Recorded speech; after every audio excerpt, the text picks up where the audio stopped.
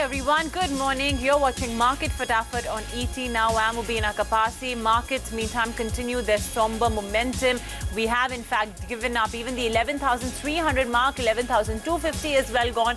And we are staring at a cut of 100 points for the Nifty. Massive carnage seen. And remember, of course, today is expiry week. The small and mid-caps as well continue their carnage. The mid-cap index is, in fact, well on its way to give up even the 16,000 mark. So let's flag off then what are the big movers and shakers in trade, and for that we have with us Soumya Sharma, ET Now's research analyst, and to talk through us the technicals of the individual stocks we have Gaurav Ratnaparki of Sharekhan. Thanks to both of you for joining in, and let's kickstart the show with you first, Soumya, because M&M Finance, look at the way that stock is cracking and how. Were the first quarter numbers that bad? Well, yes, clearly, Mubina, the numbers are not really great, especially very disappointing set of numbers on profit front. We saw degrowth of approximately 74%, and even on the asset quality front there was a deterioration. The GNPA rose sharply by about 30% on a sequential basis. Even the net interest incomes were below the street expectations. Margins declined, growth has moderated, and that's what's keeping the entire street jittery and anxious when it comes to Mahindra & Mahindra Finance results. Even the brokerages are cautious as far as their outlook on Mahindra Finance is concerned. The stock is losing close to about 10% on back of these weak set of numbers. 10% of a fall for M&M Finance, and in fact it's just about managing to hold on to that 300 rupee mark. Street certainly very perturbed with what they saw in the first quarter. Okay, Kunal, let's get to you then. You have a sell call on UPL. What's the reason? Stock which was into a very strong uptrend, but it buckled under pressure I think in the month of May and in June beginning, and that is where I think the trend sort of reset for UPL. From earlier being a stock which was trading with a pattern of higher highs and higher lows, continued to ride up higher, even the thickest of the market or the volatile of the market times. But now I think the stock has reversed its pattern. It's now on the verge of breaking some swing supports on the daily charts. I think 624, 625 is where there is a strong support, and it's just about on the verge of breaking that support. So I believe UPL could be another stock which can continue to trend lower if the support gets breached on a confirmation basis. Would look out for targets of 600. That should land the stock very close to its 200-day moving average, and stop loss could be kept at 638.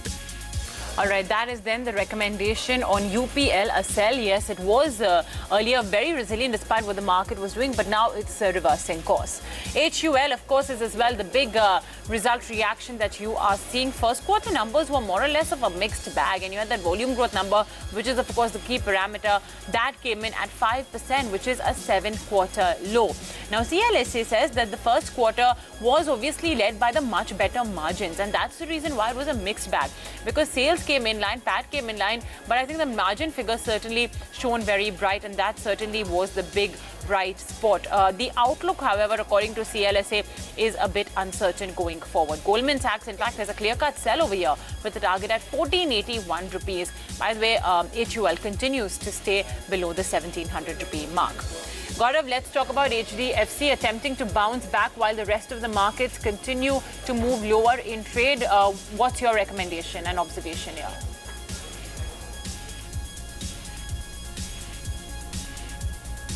HDFC formed an ending diagonal pattern on the daily chart, which was a bearish pattern in this particular case. And the pattern broke out on the downside in the beginning of this week. So the stock witnessed sharp sell-off in last couple of sessions, and today it's forming a minor degree bounce back. However, it is likely to face resistance at higher levels. Even on the hourly chart, the stock has formed an impulse on the downside, which means that the bounce can be used as a selling opportunity. So one can initiate a fresh short position near 2190, 2200 with stop loss at 2250, and on the downside targets will be 2100 and 2050. Okay, so that's the recommendation coming in from Gaurav on HDFC. Soumya, ahead of the numbers, lots of volatility in Shriram Transport. Well, yes, indeed, we are expecting the numbers today. As far as the net interest income is concerned, we are expecting a jump of over just 5% to nearly 1,970 crore rupees. On the profit front, we expected to see a growth of over 12% to 647 crore. But what's important is The factors which we believe are crucial are net interest margins, which are expected to dip on a sequential basis, and so as NPAs and the asset quality to deteriorate on a sequential basis. AUM growth is also likely to moderate to 5 to 8% on a YY basis. This is due to the slowdown in the entire CV space. In fact, we also expect sluggishness in the disbursements, but what we are watching out for is the management commentary in terms of rural economy and slowdown. The demand, CV demand in FY20, volume gains on BS4 switch to BS6, and outlook on growth, NPAs and margins. However, the stock, talking about the stock performance, even yesterday as well, the stock was losing, and today also it continues the downward trajectory, losing close to about 3.1% today. Okay, that is Shriram Transport. We are, of course, waiting by for the first quarter numbers. Let's talk about another stock that is in focus or is buzzing, and that is Tata Steel. The entire metals pack, in fact, is in focus on account of the massive decline. It could be perhaps because of the big global growth downgrade that has come in from institutional agencies worldwide. But yeah, Kunal, Tata Steel at the day's low.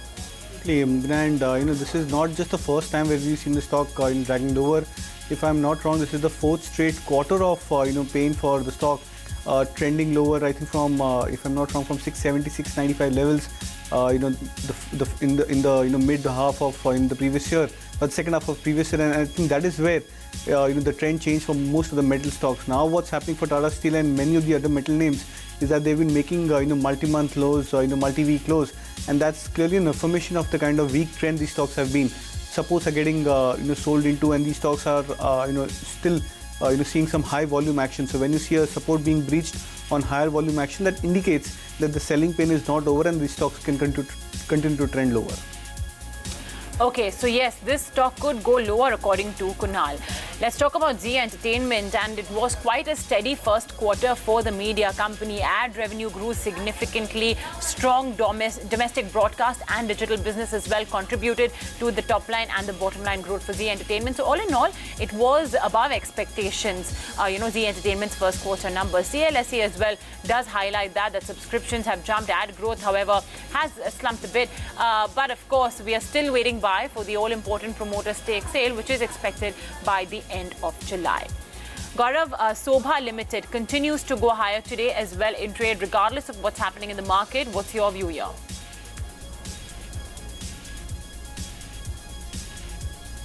Yeah, that's right. Sobha has been outperforming the market for last few weeks. It hasn't gained significantly, however, it hasn't fallen either. In fact, the stock has been forming a sideways consolidation above its crucial daily moving averages and preparing for the next move on the upside. The weekly momentum indicator is already in bullish mode, whereas the daily momentum indicator is starting a new cycle from the equilibrium line. However, the stock needs to take out the hurdle zone of 588, 590 in order to confirm larger upside. So once it crosses the level of 590, I think the stock can head towards 627 in the short term. Okay, so that's Sobha Limited for you. Let's do one thing. Let's just highlight the RWI Small Case Index. Like we've told you, it is essentially the latest innovation from the ET Now stable, and taking forward our Rise with India, quote, continues to go lower. Unsurprisingly, we continue to stay below the 500 mark. And do remember that the markets in general are weak. So this small case index, which essentially is representative of some of the key stocks and sectors of the Indian economy as well, is trending lower, 0.4% gone. Okay, Soumya, of course, the blockbuster number came from HDFC Life. But again, it's something that we were accounting in for because these insurance companies in their quarterly updates itself had said that things were looking pretty good on their front. Well, exactly, that's right. And particularly when it comes to HDFC Life, they were always optimistic. But what's really interesting is that their numbers were pretty much ahead what the street was expecting, and they delivered strong set of numbers on all fronts. In fact, after their strong performance in Q1, we have an upgrade coming in from JP Morgan. They've upgraded HDFC Life to overweight from neutral stance with a target price of 630 rupees per share. Well, they believe the new business growth accelerating is faster than what they were expecting, and they expect the continuing product margin expansion from here on as well. As far as the stock is concerned, it's trading in green, although it's off from the day's high, but it's still gaining close to about 0.4%. Okay, moving on. Kunal, IndusInd Bank, what are you observing here? So again, a stock which had seen a brunt of selling pressure in the first half of 2019. Then it went into sideways, kind of a range. There was an expectation that maybe the stock could restart a new uptrend, and comparatively, with most of the other private sector banks like ICICI, Kotak, etc., which are trading at a very fair and a strong degree of uptrend, the stock would probably try and play a catch-up. But now I think at current levels of 1375 and below, the stock is confirming yet another break of multi-month support, and that could be very, very critical for IndusInd Bank stock price, because now this would result into completion of a lot of bearish patterns on the monthly and the quarterly time frame, and that could result into the stock seeing much more pain going forward as well. So I think IndusInd Bank is at a very critical point in terms of the stock price. If it drops another say 20-30 rupees, then it could complete a lot of bearish patterns on the longer term time frame charts, and that should indicate that the stock can drag lower, and the extent of correction could be as much as 10 to 12% further from those levels. Okay, there you have it. That is the recommendation then on IndusInd Bank. By the way, it's just hit the day's low.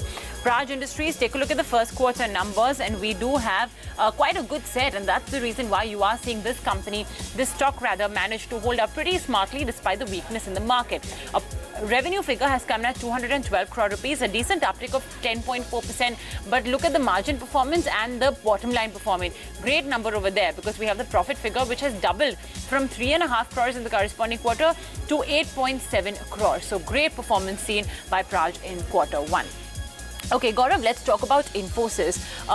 We had seen this stock touch a 52-week high in the midst of all of this market conundrum. Today as well, it's not falling as much as the rest of the market is.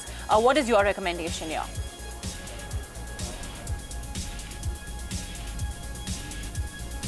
Infy in the beginning of July had taken support near the junction of 40-week exponential moving average and weekly lower Bollinger Band, and from there the stock witnessed a sharp rally. It went on to make a new all-time high as well. However, the rally is stumbling near a trend line drawn from previous swing highs, and that trend line happens to be a part of a large ending diagonal pattern, which could be a significantly bearish sign for this counter. Near the trend line, the stock had formed a shooting star pattern in the last session, which is a bearish candlestick pattern. So I'm expecting a correction in this counter, and to begin with, I think the stock can come down to test its crucial daily moving averages, which are placed near 750. All right, that's Infosys for you, 1/3% gone. And Soumya, more insurance companies, SBI Life, how was this company's numbers? Well, SBI also delivered good set of numbers, but compared to its peers, the performance was less better when we put along with HDFC Life. However, having said that, the company's gross written premiums saw an increase of over 41%, and even the PAT was up by 5%. The new business premium growth was also strong at 52%. In fact, the company's market share in the private insurance space also increased from 19.7 to 21.5%. So in overall, the company's results were good. Their focus on protection business continued, with it gaining over the entire mix, taking the tally to 14% versus 10%. And overall, good set of numbers, and the stocks also clearly reflecting an uptick of over 2.5% on back of these numbers. Very quickly, moving on then, let's talk about Kajaria Ceramics and the massive crack witnessed in the share price of that counter. Yesterday, remember, we had the first quarter numbers that were delivered.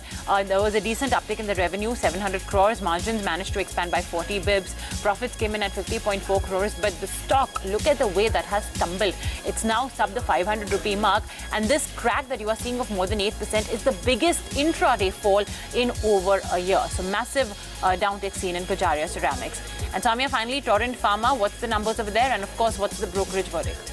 Well, yes, as far as the numbers are concerned, Torrent Pharma reported a revenue growth of over 8% on a consolidated basis on a YOY basis, and in fact profit was also up by 32.5%.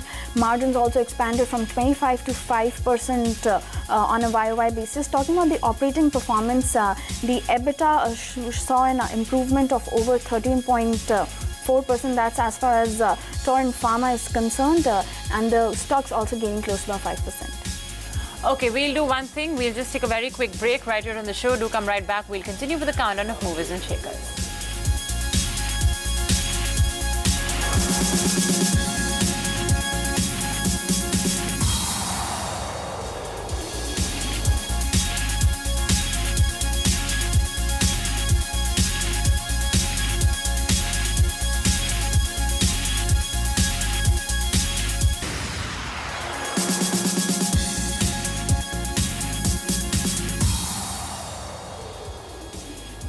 Welcome back. You're watching Market Fatafat on ET. Now we're staring at a market that continues to dip lower in trade, attempting to just about bounce back to 11,250. Okay, let's continue with the countdown. JK Paper, take a look at the way this stock is moving. It's a response, of course, to the first quarter numbers, which have seen the revenues dip by 10.3%. But yet again, paper companies which have been enjoying that lower raw material price impact, and also the fact that that is trickling into the margin for the last many quarters, JK Paper is seeing a similar situation play out. So the EBITDA margins have come in at 42.8% versus 32.7%. A nice 100 basis points uptick seen over here.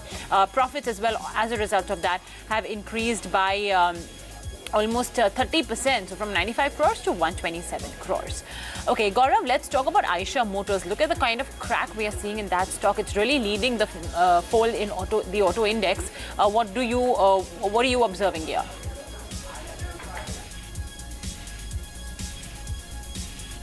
Yeah, indeed. Eicher Motors is indeed witnessing fierce sell-off. The selling pressure recently got aggravated as the stock breached its support zone of 18,500, 18,200 on the downside. And the fall looks far from over. There is no sign of bounce. The stock is forming lower top, lower bottom on multiple time frames. Even the momentum indicators on various time frames are in bearish mode. So I think the fall can continue further. And the next support level for the counter is around 15,000 to 14,800. So I think the fall can continue till those levels before the stock attempts any meaningful bounce back. Okay, 3.7% gone for Eicher. Samia, what's the street verdict on L&T's first quarter numbers and even the guidance? Well, as far as the numbers are concerned, they were pretty much mixed, muted revenue, but margins at the same time were healthy. In fact, they've won new orders worth 38,700 crore in this quarter, and segmental, as far as the management is concerned, they're saying that the company now owns 60.6% of the Mindtree, and international markets have been flat. Certain orders have been deferred, and 75% of the orders from infra segment, and the guidance is maintained at 10 to 12% for FY20. So that's the latest as far as L&T is concerned, and the stock's losing close to about 1.8% on back of mixed results. Okay, all right, that's L&T for you, stock declining in trade. Kunal, JSW Steel, and we've been flagging up all these steel stocks and metal companies, and all of them are tanking. Absolutely, Mobina, and no exception for JSW Steel as well. The stock at yet another multi-month lows. If I'm not wrong, it's almost at a 1.5 to 2 year lows for the stock price. And the weakness is just about continuing for this stock. So down, I think 9% odd this month so far, and the pain just about seems to have started or restarted for many of these metal stocks yet again. We were going through a sideways motion, but I think that sideways range has now resulted into the stock breaking some key supports. So it indicates that there's a lot of pain which could be left into the stock price in the near term. Okay, that is JSW Steel, and it's at a more than 1 year low for this one. NIIT Tech and first quarter numbers, what were they like? Well, quite muted. We have a 1% downtick in the sequential revenue growth, 963 crores versus 973 crores. And the bottom line as well, very weak, 87.6 crore versus 105 crores in the previous quarter. So that's a dip of 17% sequentially. Not that great set of numbers for this IT company, and the stock is down by 0.8%. Gaurav, just like JSW Steel and Tata Steel, Jindal Steel too is showing a sharp downtick.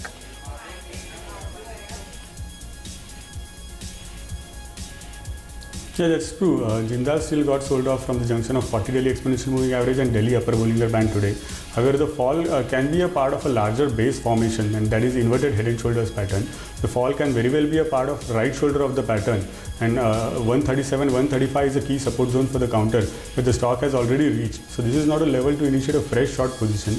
In fact, if the stock starts recovering from 137, 135, then indeed it will be a sign that the stock is forming right shoulder of the pattern, and in that case the stock can head towards the neckline, which is near 145, 148.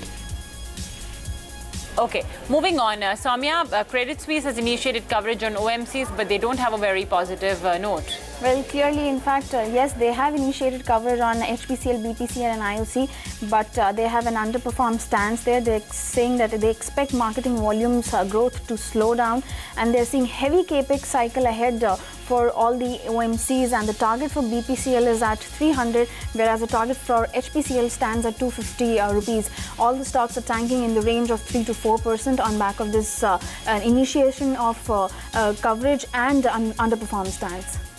Okay, moving on. Kunal, let's also get in your perspective on a stock like HPCL. It's at a multi-week low.